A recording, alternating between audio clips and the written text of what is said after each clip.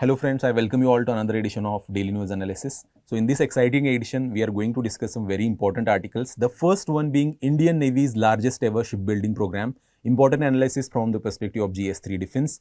Another important article is about SC and defamation. It's high time defamation is decriminalized. This is the statement of the Supreme Court judge himself. Important analysis again from the perspective of GS2, polity and constitution part. Another important article is about Super Typhoon Ragasa. Important article from the perspective of GS1 geography part. At the same time, GS3 disaster management part is also very vital.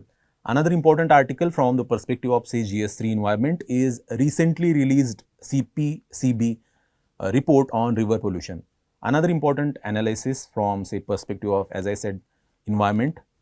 In decoded section, which is important from the perspective of say mains, we are going to discuss important analysis from the perspective of GS3 energy titled India's SMR-led nuclear push to power AI boom, particularly data centers.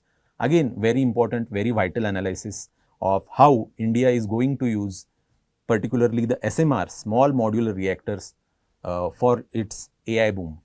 So stay tuned for that particular analysis as well. So the first article that we are going to discuss is about Indian Navy's largest ever shipbuilding program.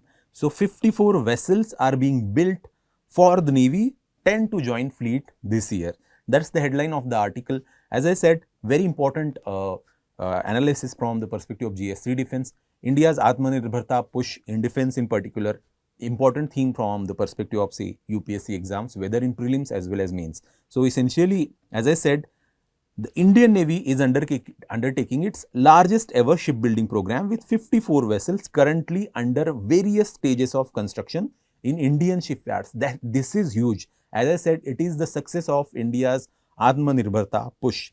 The initiative is central to India's long-term maritime strategy, very true, aimed at safeguarding national interest, countering regional challenges from China and Pakistan, particularly Chinese BRI projects in India's maritime neighborhood are cause of concerns for Indian Navy. So that's why this particular program now will hold very important strategic importance. According to senior officials, several ships are nearing delivery with few to be commissioned this year itself. All 54 vessels are expected to join fleet by 2030. So that's our target, all 54 fleets to join the fleet by 2030. So the target has been set by India in this particular program is India has set a target of expanding naval strength to over 200 warships and submarines by 2035. This is our target with the possibility of reaching 230 by 2037. So these are some of the very important milestones or rather targets towards our journey for Atmanirbharta in defense. So advancing Sagar Doctrine. So this particular shipbuilding program will advance India's Sagar Doctrine. So what exactly is this Sagar Doctrine? Security and growth for all in the region. So that is the maritime doctrine that India adheres to, positioned as a first responder and preferred security partner in the Indian Ocean region. The Navy is advancing India's Sagar Doctrine, that is security and growth for all in the region. Which region? Indian Ocean region. First responder and preferred security partner. These are the descriptions for India under that particular Sagar Doctrine. Remember that. The shipbuilding exercise will strengthen Navy in enhancing maritime security, build partners' capabilities and promote regional cooperation as well. Particularly in the Indian Ocean region, the Sagar Doctrine Indian Navy in particular tries to uphold. There is, in recent times, we have seen Sagar converting into Mahasagar as well. So what is this Mahasagar Doctrine? The Mahasagar Doctrine is an evolution of Sagar Doctrine, broadening its scope and strategic ambition from say regional focus on the Indian Ocean to global maritime vision. So it is our global maritime vision, not just confined to say Indian Ocean region. Announced by Prime Minister during a visit to Mauritius in March 2025, Mahasagar stands for mutual and holistic advancement for security and growth across the region, positions India as a key player in global south. Sagar, on the other hand, was primarily focused on Indian Ocean region, that is IOR. Mahasagar expands this to include other oceanic regions, particularly entire global south, including say nations in Africa, the Caribbean and the Pacific as well. The Mahasagar doctrine is seen as direct response to increasing influence of China in the IOR and wider Indo-Pacific region. It aims to offer more inclusive, cooperative alternative to China's Belt and Road Initiative. So, by focusing on mutual benefits, transparent development and respect for national sovereignty. So, that's what, the basic philosophy of the Mahasagar is. It has been, recently pronounced in our Prime Minister's visit to Mauritius recently in March 2025 particularly. So, when it comes to Indian Ocean region, let's look at the, basic term, the Indian Ocean region, what it encompasses. The Indian Ocean region is a strategically vital area that encompasses whole of Indian Ocean and the other countries bordering it. It is the world's third largest ocean, but its significance far exceeds its size due to its crucial role in global trade, energy security and geopolitics. The IOR is bordered by Africa to the west, Asia to the north, Australia to the east and Southern Ocean to the south. It is home to more than 2.7 billion people, roughly one-third of the world's population. The IOR contains some of the world's most critical maritime trade routes and choke points particularly, including Strait of Hormuz, the Strait of Malacca and the Bab al-Mandab Straits. A substantial portion of world's seaborne oil trade, container traffic passes through these routes. So, remember these straits and sea routes are important. Just locate them on the map, see the surrounding countries and who controls those particular straits. Important from the perspective of say mapping, particularly you can get a question in prelims on the mapping part. You can clearly see the Indian Ocean region at large in this particular map. So, just remember some of these countries which borders larger Indian Ocean region. You may get a question when it comes to mapping on anything nowadays, because UPSC is asking some crazy questions when it comes to mapping. By the way, there are very important associations in Indian Ocean region particularly. We are going to discuss some of the most important associations.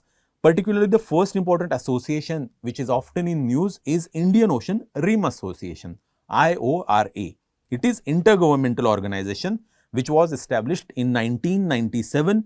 The Indian Ocean Dialogue in particular is a flagship initiative of IORA. Remember that Indian Ocean Dialogue is a flagship initiative of IORA. IORA has the origin say in 1997. Particularly one interesting fact to know about IORA is Nelson Mandela is associated with it. Remember that. What are the 23 members involved in IORA? Again, important from the perspective of say mapping part. 23 members include Australia, Bangladesh, Comoros, France, India, Indonesia, Iran, Kenya, Madagascar, Malaysia, Maldives. Apart from that, there is Mauritius, Mozambique, Oman, Seychelles, Singapore, Somalia, South Africa, Sri Lanka, Tanzania, Thailand, UAE and Yemen. Remember these countries, important from the perspective of prelims here. There are IORA dialogue partners as well. China is not member of say IORA, remember that, but China is a dialogue partner. Whether US is dialogue partner or not, again US is a dialogue partner. Apart from that, you can observe European Union, Germany, Italy, Japan, Republic of Korea, even Russia, Saudi Arabia, Turkey and UK. Apart from that, there is Egypt as well. These are 12 dialogue partners of say IORA. Remember these particular country names and which countries are not part of say IORA, very important. So, China is not part, remember that. IORA secretariat is based in Ibn, Mauritius and the organization is chaired on a rotating basis, not that much important, but it has headquarters. IORA in particular has headquarters in Mauritius, remember that.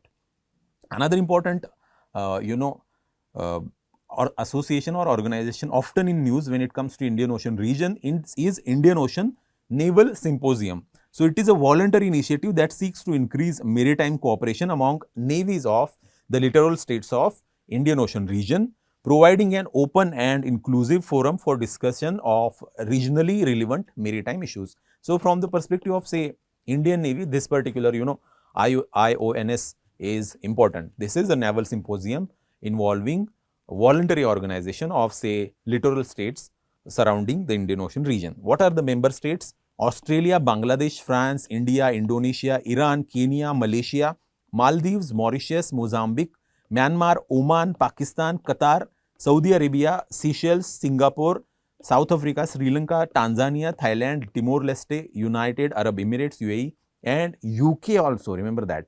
UK is part of Indian Ocean Naval Symposium. So, these are some of the member countries of IONS. Another important organization often in news and often confusing is the Indian Ocean Commission. That is, it is a French Commission des Oceans Indian. So, COI is the short form of say Indian Ocean Commission. Remember that. It is an intergovernmental organization that links 5 African Indian Ocean nations. So, what are these 5 African Indian Ocean regions or nations rather? That is Comoros, Madagascar, Mauritius, Reunion, that is essentially island of France in Indian Ocean region, and Seychelles. So, these are the 5 countries which are part of Indian Ocean Commission, French short COI. There are also 8 observers as of August 2025, that is China, European Union, La Francophonie, the Order of Malta, India, Japan, United Nations and South Korea. The notable exception is USA. It is not, in the observer states of Indian Ocean Commission. Remember these some of important facts. You can, get question on any of these organizations. So, after looking at say the geography and the associations in the Indian Ocean region, let's look at, how Indian Navy is building its own ships.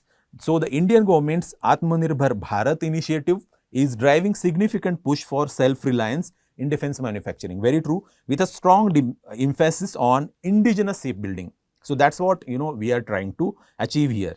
This shift is transforming Indian Navy from a buyer's navy to builder's navy. So, just, note down such, terminologies and vocabulary. So, you can utilize such terms and vocabulary effectively in your answers. So, Indian Navy's push is from buyer's navy to builder's navy, as evidenced by the growing number of warships under construction in Indian shipyards. By December 25, the Navy is set to commission up to 10 domestically built warships, marking one of the largest single-phase inductions in recent years. So, we will see, huge increase when it comes to domestically built ships, warships in particular in the upcoming times. A key milestone in India's naval modernization was the commissioning of INS Tamal. INS Tamal we have extensively covered in our earlier DNA episodes.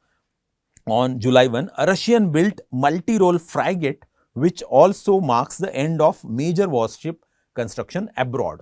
So, INS Tamal is built, it is a Russian model, Russian stealth multi-role frigate in particular, which was built abroad obviously. This was the 8th Krivak class frigate inducted over the last 2 decades. Meanwhile, momentum in indigenous shipbuilding continues, highlighted by the recent delivery of INS Androth. So, INS Androth is, sort of 80% indigenous, I will say, an anti-submarine warfare shallow water craft, ASW-SWC. It is built by Garden Reach shipbuilders and engineers from Kolkata particularly. So, it is, 80% indigenous, as I said, it has 80% indigenous contents. INS Androth represents India's growing capability in shipbuilding. So, let's look at, some of the basics when it comes to INS Androth. So, it is the second of 8 indigenously built anti-submarine warfare shallow water crafts being constructed for the Indian Navy. The ship belongs to Arnala class of ASW-SWC vessels, which are designed to replace aging Abhay class corvettes. The name Androth is derived from Androth Island in Lakshadweep archipelago, underscoring the ship's role in safeguarding India's strategic island territories as well. So, Androth is, name derived from say the Androth Island in Lakshadweep. Remember that. Its primary role is to conduct anti-submarine operations in coastal and shallow waters, particularly the littoral zones where large naval vessels may struggle to operate. It is equipped to detect, track and engage enemy submarines as well as perform coastal surveillance, search and rescue, mine laying operations as well. You can see the picture of say that INS Androth clearly here. The Navy's expanding shipbuilding program not only strengthens fleet size but also marks a strategic shift towards long-term maritime self-reliance. So essentially maritime Atmanirbharta, whether we are going to achieve or not, but we are pretty much, optimistic that we are going to achieve that particular target. No issues in it. So this is very important practice question for you. Just comment your answer in the comment section. The second important article that we are going to discuss is about Supreme Court and defamation. Supreme Court judge now says it's high time defamation was decriminalized. So essentially important analysis from the perspective of GS2, judiciary related analysis. Supreme Court judge says it's high time defamation was decriminalized. The remark mirrors the top court's anxiety over the rampant use of criminal defamation law and reopens the question of whether defamation of any person by private person can be treated as a crime, for it does not serve public interest. So many times, there are frivolous cases when it comes to defamation. Many times, people file the criminal defamation cases claiming that they were defamed by some other person. So although the defamation, criminal defamation in particular, has been declared constitutional by Supreme Court itself in 2016 case, but there are now question marks for the overall purpose of having the defamation law itself, defamation provisions itself in the Indian overall criminal or civil jurisprudence. A Supreme Court judge voiced his exasperation at the increasing use of criminal defamation law by private individuals and political parties to get even, rather to set scores, highlighting the need to decriminalize the slur or the law itself. I think time has come to decriminalize this, Justice M.M. Sundaresh remarked on Monday. So the judge made the oral observation while heading the bench, hearing a petition filed by the Foundation for Independent Journalism, which manages the Wire website, and a journalist to quash summons issued to them by court in a criminal defamation case filed by the former professor of one university particularly. The issue of criminal defamation and its misuse. Less than a decade ago, the Supreme Court upheld the constitutional validity of criminal defamation, saying it protected reputation as a part of, say, fundamental right to life. So, reputation as a part of fundamental right to life.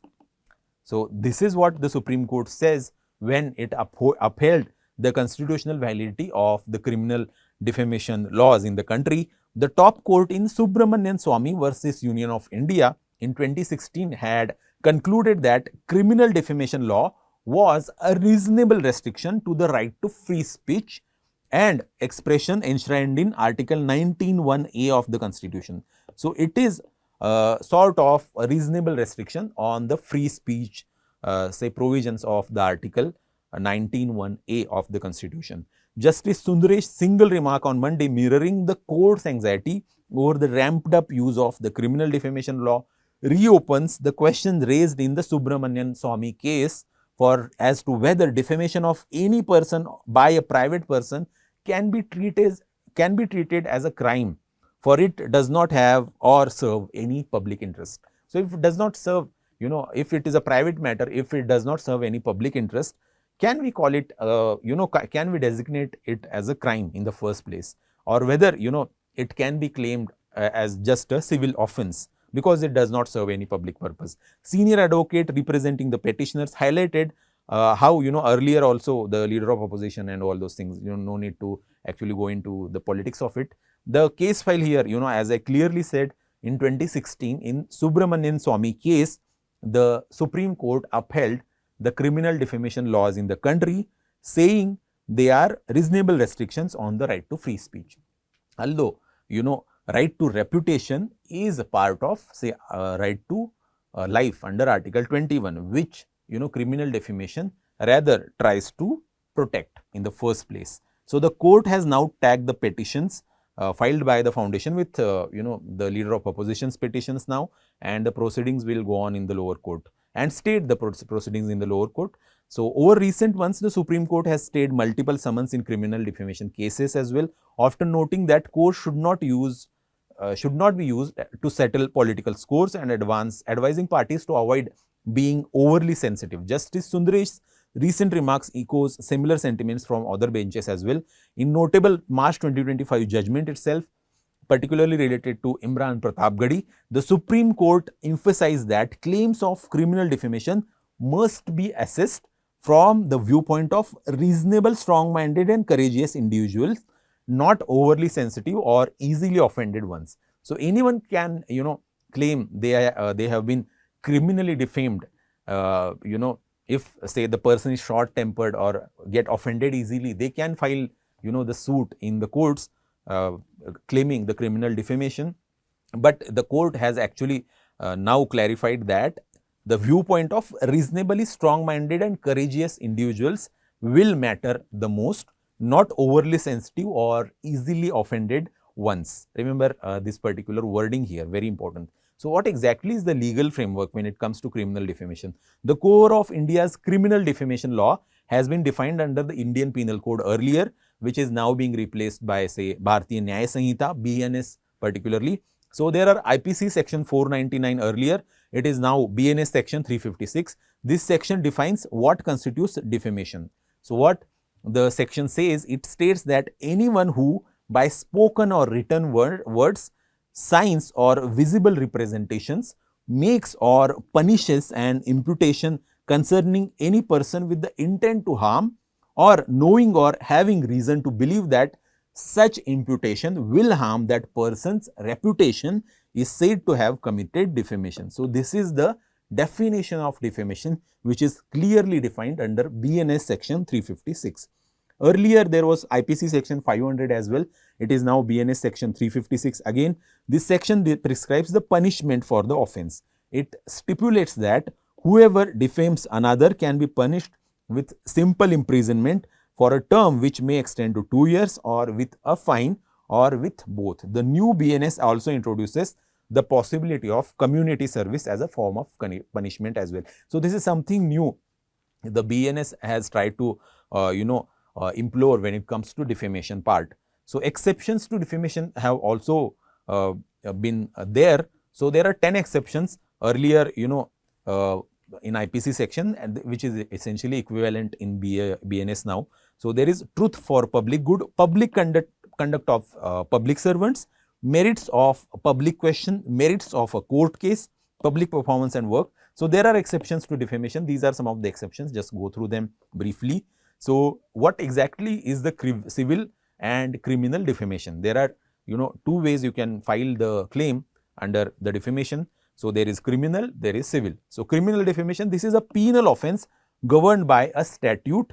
The purpose is to punish the wrongdoer for an act against a society. The case is initiated by a aggrieved party but is prosecuted by the state. The burden of proof particularly is high, requiring the prosecution to prove the case beyond reasonable doubt.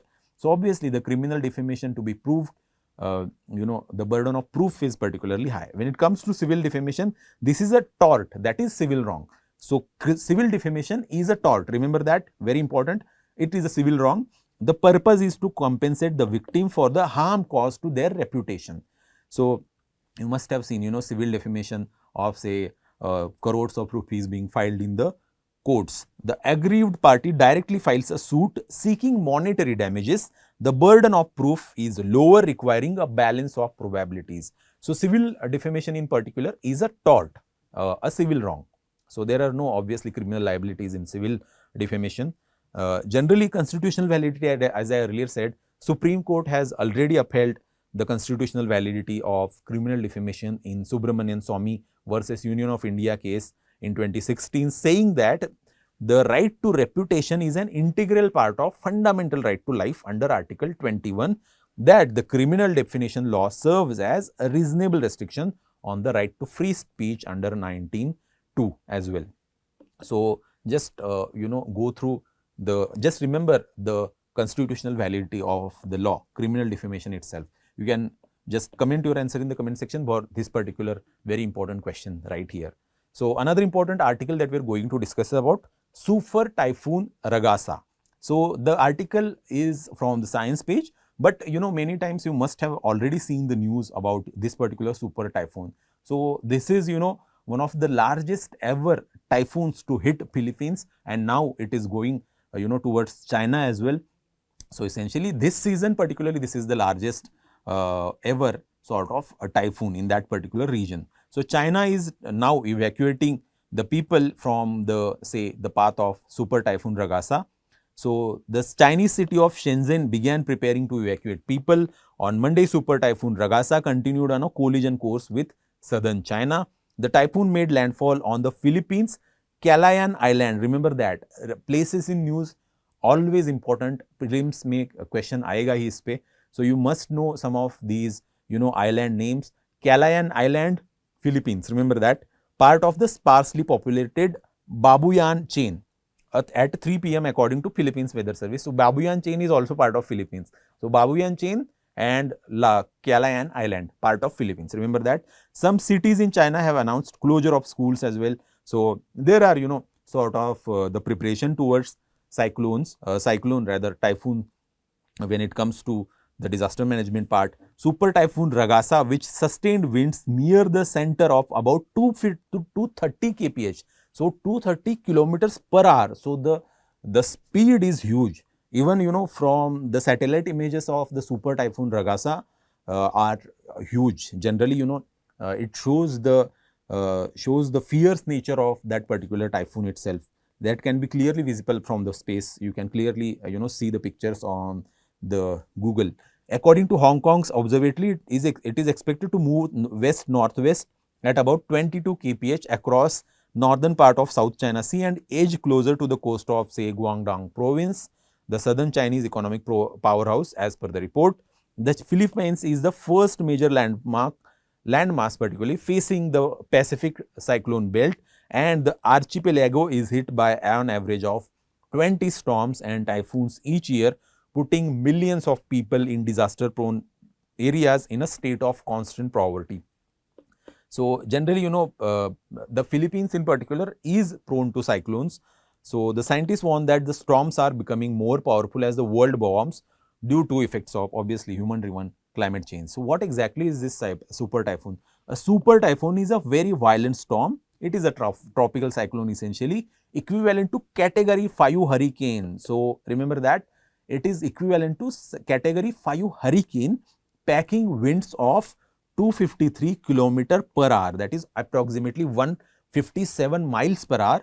The BBC News highlighted in recent times. So the typhoons include super typhoon, generally form in the West Pacific, close to places like China, Japan, Philippines.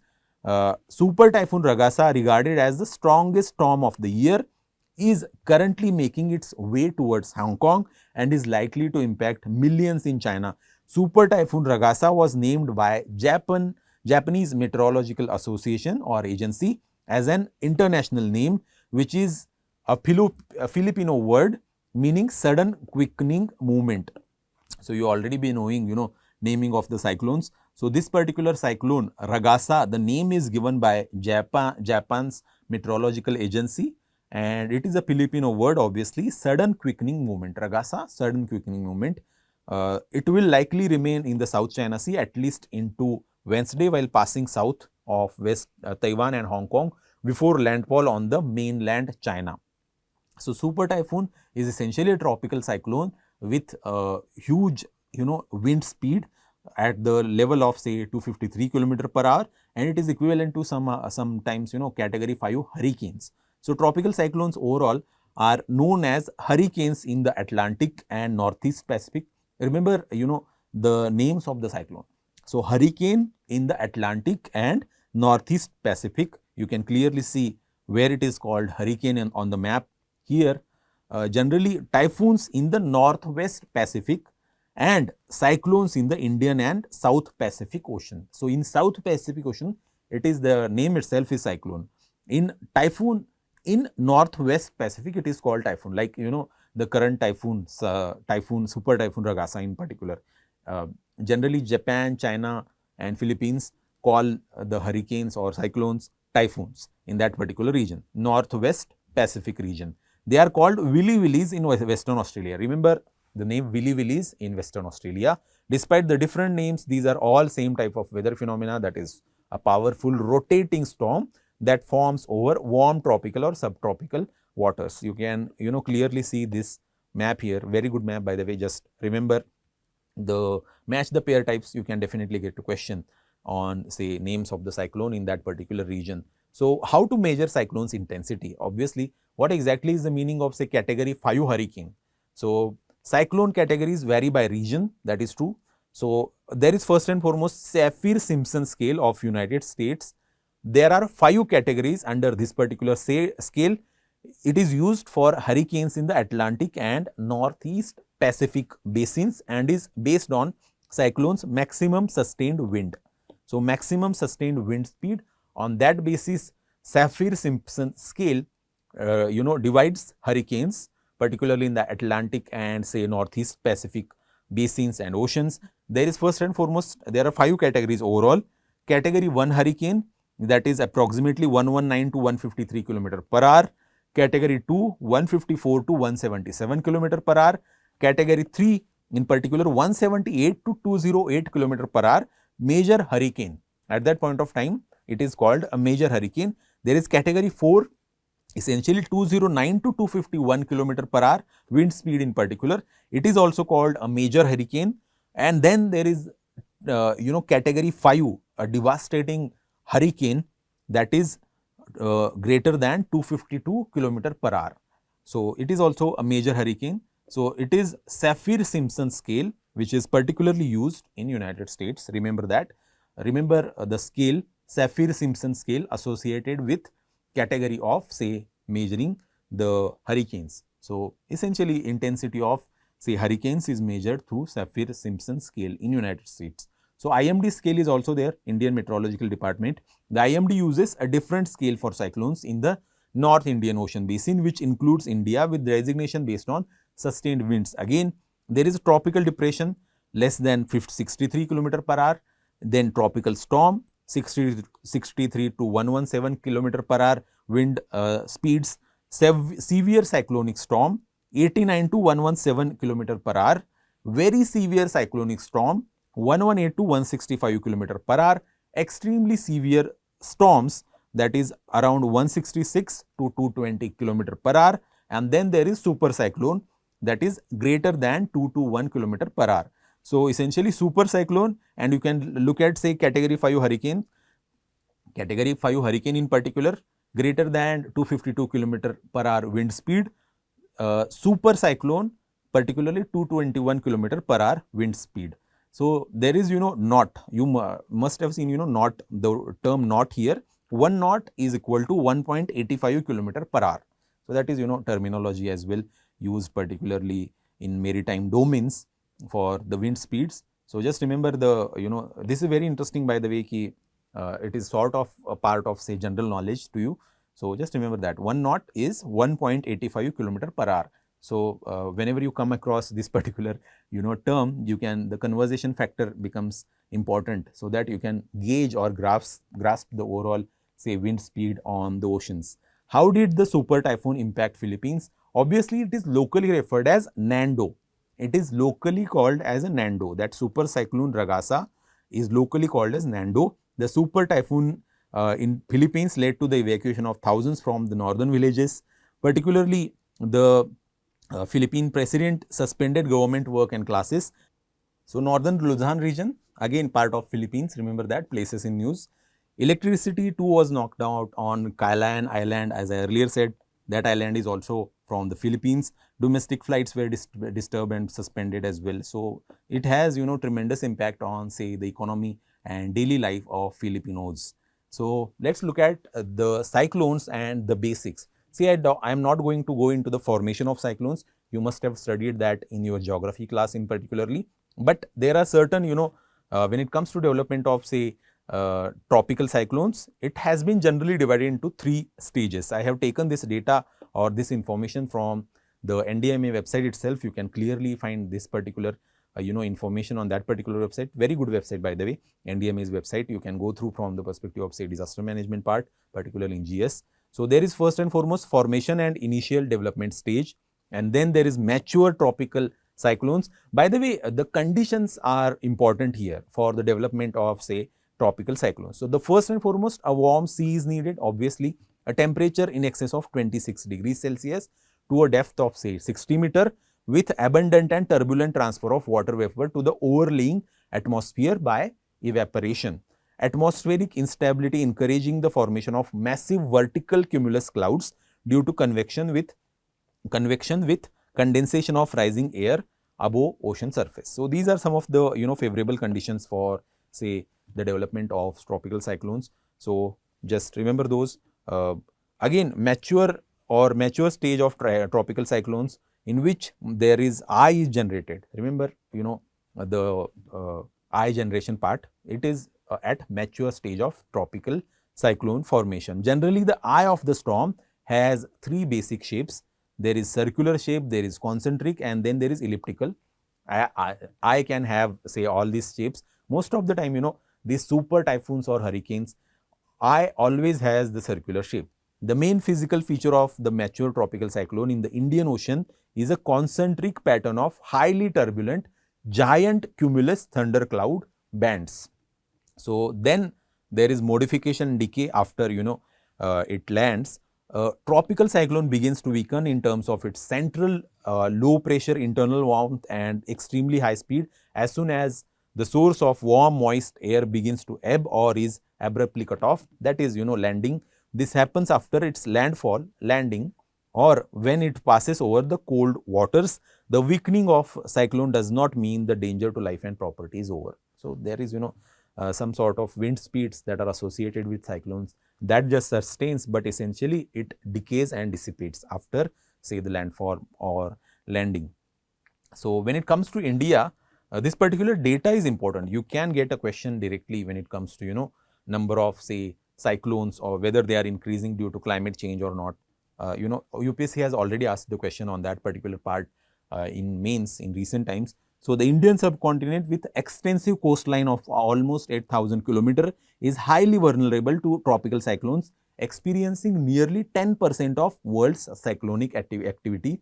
Remember the data points here. Most of the cyclones originate in Bay of Bengal and strike India's east coast with on average of 5 to 6 cyclones forming annually 2 to 3 which are more severe.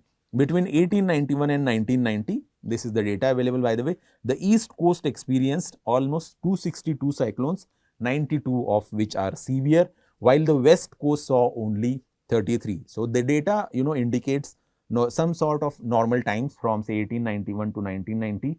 Post 1990, we have seen the acceleration of say the number of tropical cyclones being hit on the say east coast or west coast. So, we have seen in recent times even the severe cyclones hitting the western coast or say from the Arabian Sea. So, the tropical cyclones in the region are most common in May to June, October to November with peak intensity usually in November. So, these are timelines for say the tropical cyclones. So, Indian context in this regard most important is the impact of climate change. Impact of climate change on say or rising ocean surface ocean temperatures on say the formation of overall tropical cyclones and the intensity at the same time frequency of tropical cyclones say in the Indian Ocean or rather Arabian Sea or Bay of Bengal region. So, just know the data in that regard important.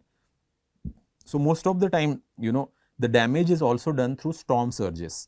So, as I earlier said, after the landfall of say the cyclone, there is a danger of storm surge as well. So, what are these storm surges? These are tidal waves which are defined as the rise in sea level above the normal predicted astronomical tide. What are the major factors? A fall in the atmospheric pressure over the sea surface, effect of the wind, influence of the seabed, funneling effect, the angle and the speed at which the storm approaches the coast. The tide is also the reasons for say the storm surges. So, as I earlier said, naming of the tropical cyclones is important. Cyclones are given names by regional bodies such as World Meteorological Organization, WMO. By the way, UPSC has already asked this particular question in geography mains, particular GS geography mains. So, I think in 2018 or 2019 something they have already asked the naming of cyclones related issue, which designates regional specialized meteorological centers and tropical cyclone warning centers to do so. So, WMO is involved in naming of the cyclones. By the way, on your WMO website, you will find the names for upcoming cyclones or typhoons or hurricanes for that particular region as well. So just go through that. Very interesting and important, names you can find on that particular list as well. So you can find some of the names being given by India's IMD as well, which acts as RSMC, that is Regional Specialized Meteorological Centers, which names tropical cyclones in North Indian Ocean region, including the Bay of Bengal and Arabian Sea. So in Arabian Sea, Bay of Bengal, IMD gives the names. Remember that. So this is very important practice question for you. Just comment your answer in the comment section. The match the pair type question. Another important article is about CPCB report on river pollution. So what the recent CPCB report says is marginal dip in polluted river stretches across India, most in Maharashtra. So there is, marginal sort of improvement when it comes to the river pollution. The river pollution has seen some sort of decline. So although we have long way to go in that regard. So the polluted stretches in India polluted river stretches in particular have decreased marginally from 311 to 296. Some sort of dip we have seen with a reduction in most polluted stretches as well, according to the Central Pollution Control Board's assessment report released recently. The number of locations in Indian rivers unfit to bathe saw an incremental dip to 2807 in 2023 from 815 in 2022. So, generally number of locations in Indian rivers unfit to bathe, there are almost 807 stretches that are of the river which are unfit to bathe, which have unfit to bathe water in 2023, which is a reduction from say 815 in 2022. So there is marginal decline here. So some sort of silver lining you can say. There was, however, reduction in the number of river locations considered most polluted. So it is, this is a good achievement, or rather encouraging achievement when it comes to the river pollution, that most polluted, stretches have been, reduced. The agency monitors and compiles data in 2-year phases on river health, specially measuring parameter called biological oxygen demand, BOD. You already be knowing, in environment part, what exactly is the meaning of BOD. Of India's rivers in particular. BOD is a proxy for organic matter dissolved in water with a low number indicating healthy river. So low BOD indicates healthy river. Remember that. So let's look at some of the findings of the CPCB report now. So CPCB reviewed water quality data from say 22 and 23, covering 2116 locations, and found that 296 river stretches were polluted on 271 rivers across 32 states and union territories. Maharashtra continues to have the highest number, 54, of the polluted river stretches. So remember some of the data points. You can effectively utilize such data points when it comes to GS3 environment related answers, pollution related answers in particular. The previous assessment for identifying the polluted stretches was carried out in 22, and the data has, the current data is now being released in 25. A polluted river stretch refers to 2 or more polluted locations on a river in a continuous sequence. So stretches where the biological oxygen demand BOD exceeds 3 milligrams per liter, mg per liter, that is measurement of BOD, are identified as a polluted stretches by CPCB. So more than 3 milligrams per liter, whenever the BOD exceeds 3 milligram per liter, it is polluted stretch. BOD in excess of prescribed levels indicate higher pollution load, especially for healthy aquatic life. There are 5 such priority categories with priority class 5 with BOD level of 3.1 to 6 mg per liter, indicating the least pollution and in need of low intervention. BOD levels of less than 3 mg per liter are considered fit for bathing. Stretches with BOD concentrations exceeding 30 milligram per liter are categorized as priority 1 or the most polluted stretches. So priority 1 stretch is the BOD with 30 milligram per liter. It is higher BOD. Out of 296 stretches identified as polluted, 37 were classified as the most polluted or priority 1 or priority L. These 37 stretches were identified across 14 states with highest number, that is 5 in Tamil Nadu, UP, Uttarakhand, 4 in Gujarat and 3 in Karnataka. So most polluted stretches you can find in 14 states. particularly, in Tamil Nadu, UP, Uttarakhand, Gujarat, and Karnataka have these most polluted stretches. So just remember some of the findings of, say, the CPCB report here. You can, as I said, utilize such data effectively in your GS3 environment related answers, particularly when you get the question on pollution. So what exactly is this BOD? So the BOD is biological oxygen demand.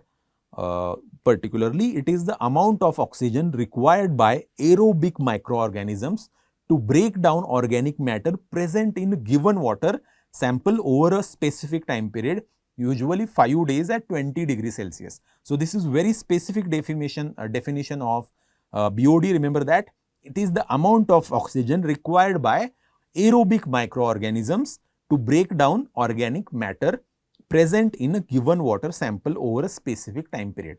So essentially, why is it important? It indicates level of pollution in water. Means, say, higher BOD is there, that means there is more organic pollution. That also means more oxygen used by microbes, less oxygen available for aquatic life. Very true. Lower BOD, clean water with less biodegradable material in it, less organic pollution. So sort of it is always confusion, the term is biological oxygen demand. So it is no way an indicator of, say, the oxygen present in the water. Remember that it is the amount of oxygen required by aerobic organisms to break down organic matter. So it is not like, higher BOD means higher amount of oxygen in the water. Oftentimes that creates confusion. It is the measure of organic pollution in the water. So higher BOD indicates higher, organic load. So with more oxygen demand by the microbes to actually break down that organic material in the water body. Less BOD, clean water, less organic pollution, less biodegradable material in that particular water. Remember that. Measuring in mg per liter, as I earlier said, used to assess wastewater treatment efficiency, helps in monitoring health of rivers, lakes and streams as well. So there is chemical oxygen demand as well. So BOD and COD again, often creates confusion in the people's minds. Chemical oxygen demand is a total amount of oxygen required to chemically oxidize both organic and inorganic matter in a water sample using strong chemical oxidant, usually potassium dichromate in acidic conditions. Why is it important? COD measures all pollutants, not just biodegradables, non-biodegradables as well. Unlike BOD, which only measures biodegradable organics, it gives faster and more comprehensive indication of water pollution than BOD, because obviously it indicates, non-biodegradable component as well. Useful in industrial wastewater monitoring, again measured in mg per liter. COD is usually higher than BOD for the same sample, helps determine pollution load and effectiveness of treatment plants as well. You can go through the difference between BOD and COD here. Very important chart, by the way, just remember. Important, analysis from the CPCB report is notable polluted river stretches. So there is Yamuna stretch from, say, Palla to Asgarpur in Delhi. Then there is Sabarmati in Ahmedabad is also, the polluted stretch of, say, Sabarmati river. Chambal stretch from Nagada to Gandhisagar Dam in MP is also, very polluted. There is Tungabhadra and Sarabanga in Karnataka and Tamil Nadu as well. Among the more prominent rivers where stretches were identified to have deteriorated in quality, where Jhelum in Jammu and Kashmir, Ganga Ramrekha in Sikrana in Bihar, Hasdev Mahanadi in Chhattisgarh, Sal Mapusa in Goa, Kaveri Tungabhadra in Karnataka, Periyar in Kerala, and Amba and Savitri rivers in Maharashtra as well.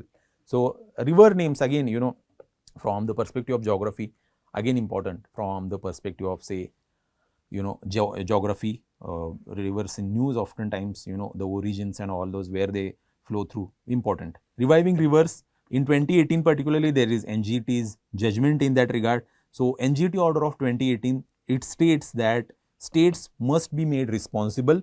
Each state and union territory was directed to identify and restore polluted river stretches. Action plans has to be prepared and submitted to the CPCB. There is river rejuvenation committees as well. Timeline and accountability is fixed. Polluter pays principle was upholded at that time by the through the NGT order. Monitoring and reporting was also made regular. Focus on sewage treatment plant. So direction to ensure 100% sewage treatment plants in towns and cities. Don't know to what extent, this particular judgment of NGT has been followed by the states. Impact and significance, the 2018 order became template for revisionation efforts in India. So CPCB, the basics of CPCB you can find here. So under it is formed under Water Prevention and Control Pollution Act. Remember that it is formed under the Water Prevention and Control of Pollution Act 1974, not under the Air Prevention and Control of Pollution Act. Although it also interested with powers under that particular act. So there is chairman, member, secretary, board members, as etc. CPCB. Just go through this particular slide as well. There are zonal offices of CPCB as well. This is important practice question for you. Just comment your answer in the comment section. Again, as I said, BOD versus COD, very, very important. Another important article that we are going to discuss in the decoded section is titled India's SMR-led nuclear push to power AI boom. So industry could be allowed to deploy small modular reactors, eyeing AI data center boom. India open to encouraging SMR-led nuclear push. So is India open to encourage SMR, that is small modular reactors, for what? To actually push its AI boom, that is data center booms. So the center is open to exploring the use of nuclear energy to power the data center boom in India, a trend which is already playing out in the countries such as US, since such centers grow exponentially. Why? Because of the rise of artificial intelligence. As part of framing national policy on data centers, the IT ministry is understood to have told the industry that it would encourage them to deploy small modular reactors for long-term reliable and carbon-free power supply as part of their overall energy mix. So data centers have massive energy demand, that is true.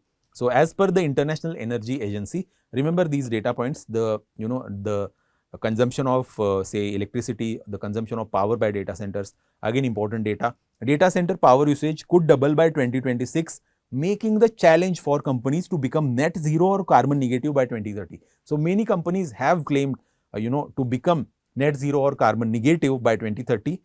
Generally, if the data demand, or rather, the power research demand is going to double in 26, I don't know how, to what extent, the companies will be able to achieve this particular net zero goal. This has forced companies such as Google and Microsoft with big stakes in the AI game to sign deals with nuclear power plants to purchase energy for their data centers. So small modular reactors, particularly nuclear energy, is often considered as a clean source of energy. Obviously, nuclear energy have the waste disposal issues. Nuclear, there are many other issues when it comes to radiation as well. But small modular reactors give the effective solution to the power conundrum faced by the AI companies. Power consumption and infrastructure costs form a major part of data centers' capital expenditure and operational expenditure nowadays. According to CareEdge ratings, around 40% of the capital expenditure, that is CapEx, goes towards electrical systems when it comes to data centers, while 65% of operation cost or operating cost are due to electricity consumption.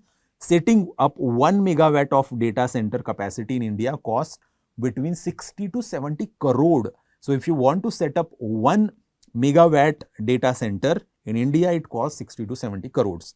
India's data center market is currently valued at almost $10 billion, generating about $1.2 billion in annual revenue in 24. As per report by ANAROC, JLL projects that India will add 795 megawatt of new capacity by 2027, bringing the total to 1.8 gigawatts. So this is the current capacity, or this will be the capacity in 2027 when it comes to AI centers.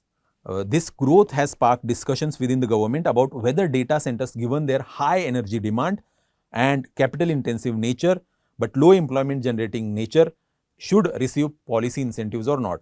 See, the data centers require low employment, or rather low labor, low number of people. Although companies prefer renewable energy, it faces challenges such as intermittent supply and limited storage solutions. Obviously, renewable energy, when it comes to renewable energy, these are classic backdrops like intermittent supply and limited storage solutions like battery systems. In contrast, nuclear energy is emerging as a viable alternative, offering clean, consistent power source that can support the rising energy demands of AI applications and data infrastructure, especially during periods when renewables fall. So That's why, nuclear energy will emerge as an option in that regard to tackle the classic, backdrops of, say, renewable energy like intermittency.